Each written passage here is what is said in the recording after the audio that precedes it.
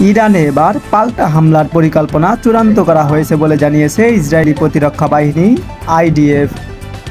শনিবার গভীর রাতে ইসরায়েলে চালানো হামলার জবাবে এই হামলা হবে বলে জানিয়েছে আইডিএফ। গত 1 এপ্রিল সিরিয়ার রাজধানী দামেস্কে ইরানি কনসুলেটে বিমান হামলা হয়। এতে ইরানের বিপ্লবী গার্ড বাহিনীর আল কুদস ফোর্সের 2 শীর্ষ জেনারেল সহ সব মিলিয়ে 11 জন নিহত হয়। ইসরায়েল আনুষ্ঠানিকভাবে এই হামলার দায় স্বীকার না করলেও ইরান ইসরায়েলকেই এর জন্য দায়ী করে আসছে। এর জবাবে গত শনিবার ইসরায়েলকে লক্ষ্য করে একসঙ্গে কয়েকশো ড্রোন ও ক্ষেপণাস্ত্র হামলা চালায় ইরান।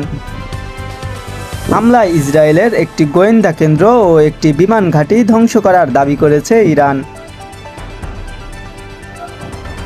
আইডিএফ গত রবিবার রাতে জানিয়েছে, পশ্চিমা নেতাদের সতর্কতা সত্ত্বেও যুদ্ধ বিষয়ক মন্ত্রিসভা আক্রমণাত্মক ও প্রতিরক্ষামূলক উভয় পদক্ষেপই অনুমোদন করেছে।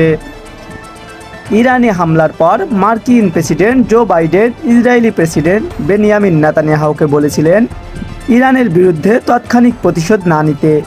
একই সঙ্গে তিনি নেতানিয়াহুকে তার দেশের পরবর্তী পদক্ষেপ সম্পর্কে সতর্ক থাকার পরামর্শ দেন।